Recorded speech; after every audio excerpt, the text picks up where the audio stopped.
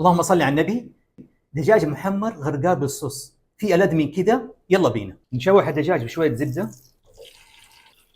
ضيف بصل ابيض وجزر وفطر، بصل وثوم باودر وفلفل اسود وملح، نقلبهم شويه. نسوي الصوص، زبده، نضيف الدقيق،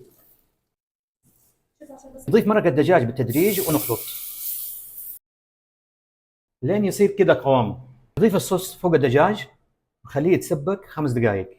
بعد ما تسبكت 5 دقائق حطيها بالقصدير وعلى الفرن، وجهزت يا سيدي. يا عيني على الريحه، وغرق الغرقان اكثر. نقول بسم الله. كلام كبير، الكلام كبير.